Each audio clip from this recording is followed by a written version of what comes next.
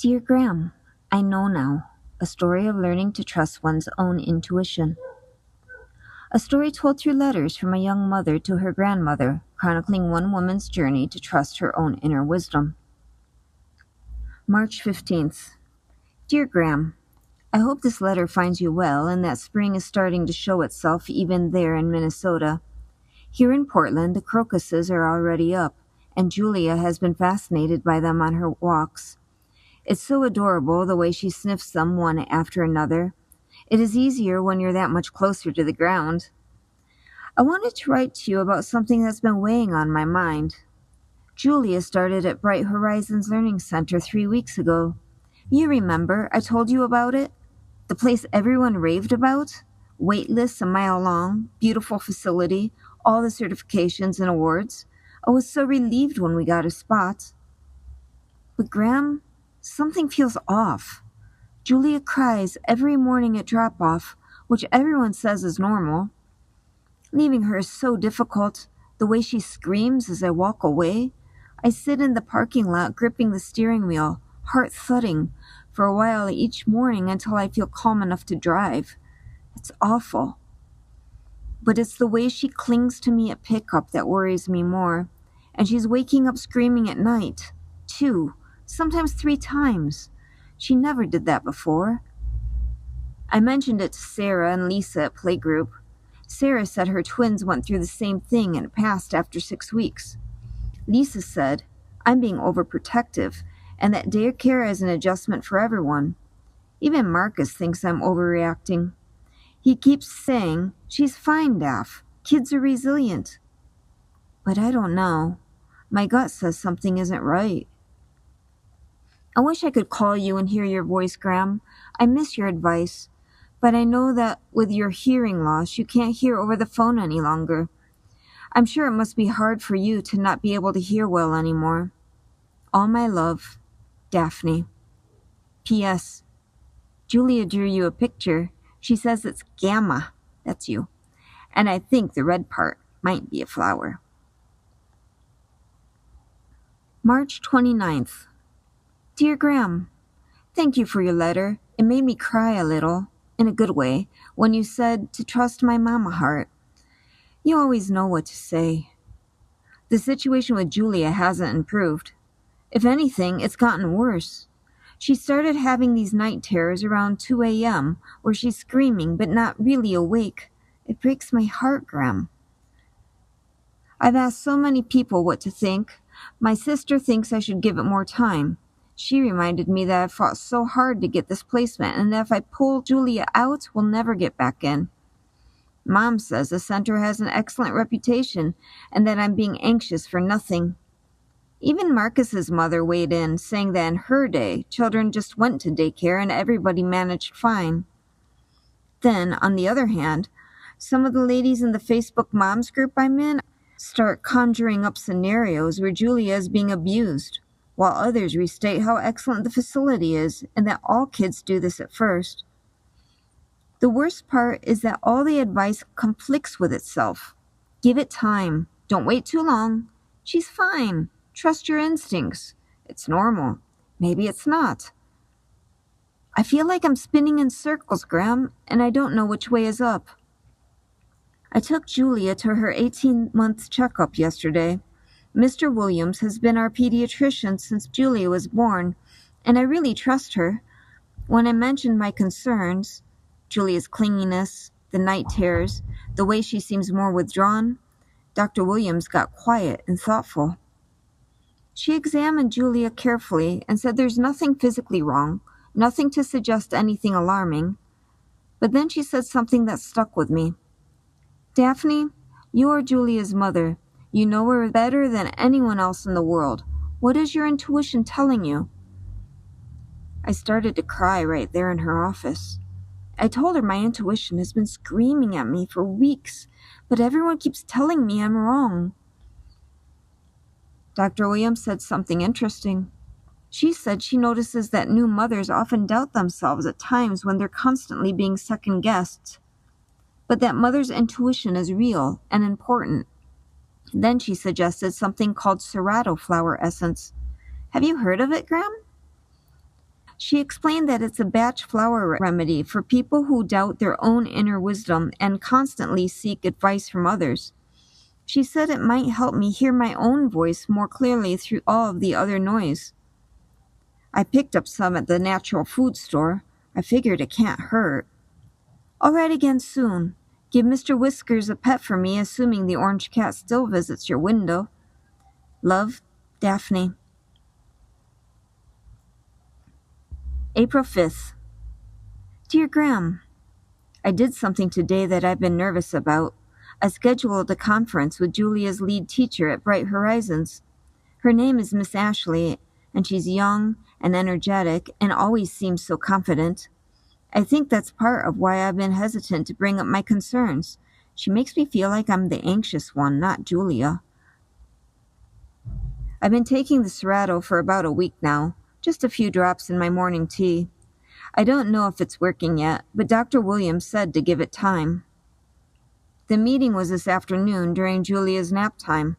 I sat in one of those tiny chairs in the toddler room feeling like a giant, while Miss Ashley pulled up Julia's file on her tablet. "How can I help you today, Mom?" she said, smiling brightly. I tried to explain my concerns. The night terrors, the clinginess, the way Julia seems so different at pickup than she is at home. At home, Graham, Julia's curious and chatty in her toddler way and loves to explore. But when I pick her up from daycare, she's subdued and quiet. Miss Ashley nodded along, but I could see the look on her face, the one that said she'd heard all this before. "Julia's just adjusting. She's fine," she said. "She's actually quite a quiet child. A bit anxious, I'd say, but that's her temperament. Some children are just more reserved." I felt my stomach drop. Quiet? Anxious? That's not my Julia at all. I tried to explain this to Miss Ashley. I told her that Julia sings constantly at home, that she dances in the kitchen, that she brings me book after book to read, chattering away in her mix of real words and made-up ones. Miss Ashley's smile became more fixed. "While children can be different in group settings," she said, "the classroom environment is new to her. It's stimulating. She may just be taking it all in." I asked how Julia spends her time during the day. Miss Ashley scrolled through some notes. Let's see. She participates in circle time, though she's usually at the edge of the group rather than in the middle. She does okay with free play, tends to gravitate toward the quiet corner. She eats most of her lunch, naps for about an hour, sometimes less. She doesn't really engage much during music time. Seems overwhelmed by it. Everything she described sounded like a child who was shutting down, not thriving, but Miss Ashley presented it all so matter-of-factly, like this was who Julia was. "The thing is," Miss Ashley continued, "we see this a lot with first-time daycare kids, especially the more sensitive ones. They need time to find their confidence in group setting. If you give it a few more weeks, I'm sure you'll see improvement. Pulling her out now would only disrupt her adjustment." I left that meeting feeling even more confused than before, Graham. Miss Ashley has years of experience. She has a degree in early childhood education. She sees dozens of children. Who am I to question her professional assessment? But the child she described isn't the child I know. Marcus said I should trust the experts. Even my sister said, "Well, maybe Julia is more reserved than you think. You only see her at home." Maybe they're right. Maybe I'm seeing what I want to see. Maybe I don't know my own daughter as well as I think I do. I'm going to keep taking the Cerato. Right now, I need all the help I can get to figure out what's real. Love, Daphne. April 12th. Dear Graham, something has shifted. I've been taking the Cerato for 2.5 weeks now, and I don't know if it's the flower essence or just finally giving myself permission to stop second-guessing everything. But I feel different, clearer. I've stopped asking everyone's opinion. Instead, I've been sitting quietly in the evenings after Julia goes to bed and before she wakes up screaming. And I've been asking myself, what do I think? What do I feel? What do I know about my daughter? And here's what I know, Graham. Julia is not a quiet, anxious child. Miss Ashley is wrong. Not because she's lying or incompetent, but because she's seeing Julia in an environment that's completely wrong for her. Julia is sensitive. She's always been so. Loud noises startle her. Too much stimulation overwhelms her. She does best with routine and calm and familiar faces. That doesn't make her anxious. It makes her thoughtful and observant. Bright Horizons has 45 children. The room where Julia stays has 12 toddlers with 3 rotating caregivers. It's bright and colorful, and there's always music or activity. On paper, it sounds wonderful. For some children, I'm sure it is wonderful. But for Julia, it's all too much. She's not shutting down because she's anxious by nature. She's shutting down because she's overstimulated and overwhelmed. Of course she's quiet there. Of course she gravitates to the corner. Of course she seems withdrawn. She's doing what she needs to do to survive in an environment that doesn't match her needs. And I'm her mother. I know this. I've known it all along. I've been doing some research. There's a woman named Mrs. Cho who runs a home daycare just 4 blocks from us. She only takes 4 children at a time. Her daughter is grown and she's converted her downstairs into a daycare space, but it feels like a home, cozy, quiet, with a small backyard. I called her yesterday. She has an opening. Everyone is going to think I'm crazy, Graham. Marcus already said, "Are you sure about this?" Mom will lecture me about throwing away a coveted spot. Sarah will probably stop inviting me to playgroup because I'm that anxious, Mom. Even Miss Ashley will probably think I'm one of those overprotective parents who can't handle their child growing up. But I keep thinking about what Dr. Williams said. I'm Julia's mother. I know her best. Not Miss Ashley, not my friends, not even Marcus. As much as I love him, me. I'm going to visit Mrs. Cho's place tomorrow. Wish me luck. Love, Daphne. April 26th. Dear Graham, I did it. I pulled Julia from Bright Horizons, and she started with Mrs. Cho on Monday. The reactions were about as I expected. My sister said I was making a mistake. Lisa from Playgroup said I was being too precious about everything. Miss Ashley was coolly professional when I gave notice, assuring me that the spot would be filled immediately and wishing us well with a tone that suggested I'd regret this decision. Even Marcus needed some convincing, though he's supportive now that he's seen the change in Julia. And Graham, I wish you could see her. It's only been 5 days and she's like a different child. Mrs. Cho's house is exactly what Julia needed. There are only 3 other children, 1 infant and 2 toddlers close to Julia's age.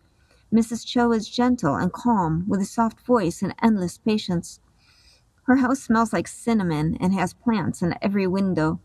There's a reading corner with cushions, a small play kitchen, and a backyard with a sandbox and a little garden. It's quiet. It's peaceful.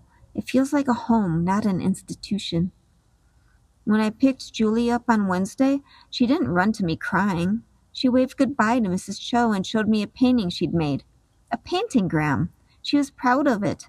She chattered all the way home about baby Emma and play kitchen and beautiful garden. That's my Julia. Chatty, curious, engaged, not shut down or withdrawn or quiet. And last night, Julia slept through until 6 a.m. No night terrors, no screaming. She woke up, called for me, and when I came in, she smiled and said, "Mama, Miss Cho." I hadn't slept that well in weeks. I've been thinking a lot about the Cerato and what it's taught me. I don't think the flower essence magically fixed everything, but it helps me quiet all the outside voices long enough to hear my own. It reminded me that I don't need permission to trust myself, that my knowing is valid, even when everyone else disagrees. You wrote in your last letter that you always knew when something wasn't right with Mom and Uncle Bill when they were little, even when your own mother told you that you worried too much. You said a mother knows. You were right, Graham. Thank you for always believing in me, even from so far away. All my love, Daphne. P.S. Julia made you another picture. This time it's Mrs. Cho's garden. She says it has flowers for Gamma. May 17th. Dear Graham, just a note to update you because I know you've been thinking of us. Julia has been with Mrs. Cho for a month now and she's absolutely thriving. She's talked more every day, laughing more, sleeping peacefully through the night. She even asked to go to Mrs. Cho's house in the mornings instead of crying at drop-off. I ran into Sarah at the grocery store yesterday. She asked how the daycare change was going, and I could tell she expected me to say it had been a disaster and that I had been wrong. When I told her Julia was doing beautifully, Sarah looked surprised and said, "Well, I guess it worked out for you." You know what, Graham? It did work out. Not because I got lucky, but because I finally listened to myself. I'm still taking the Cerato. Not every day anymore, but when I feel myself starting to spiral into asking everyone else what they think instead of checking in with myself first, it's become a little ritual, a reminder that I have wisdom inside me, too. Dr. Williams was right. So are you. A mother knows. Marcus and I are planning to bring Julia to visit you this summer. She's old enough for the trip now, and I can't wait for you to meet her in person. She loves when I bring down our family photos and tell her stories about you.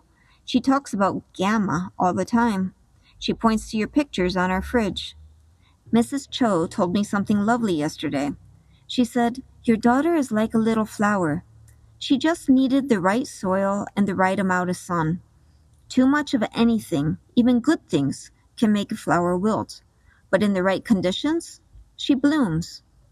I think that's true for all of us, don't you? Until I see you in person, I'll keep writing. Your letters mean the world to me. With all of my love, Daphne. There's something so quietly powerful about Cerato's gift. It doesn't shout or demand. It whispers, helping us tune back into that soft inner knowing we so often doubt. In Daphne's story, we watch that whisper become a voice, a mother remembering that her intuition was never wrong, just waiting to be heard beneath the noise of everyone else's opinions. Cerato reminds us that true confidence doesn't come from being told we're right. It comes from learning to trust what we feel and know inside. Whether it's choosing a path, protecting someone we love, or simply deciding what's best for ourselves, Cerato brings a gentle clarity, like sunlight breaking through a morning mist. If Daphne's story touched your heart or reminded you of times you've struggled to trust your own voice, I hope you'll take a moment to reflect on where your inner wisdom is guiding you. As always, I would love to read your relevant stories in the comments, and if you'd like to hear more stories like this, tales of healing, intuition, and the quiet magic of flower remedies, please subscribe to Petal and Page. Let's keep growing, listening, and blooming together.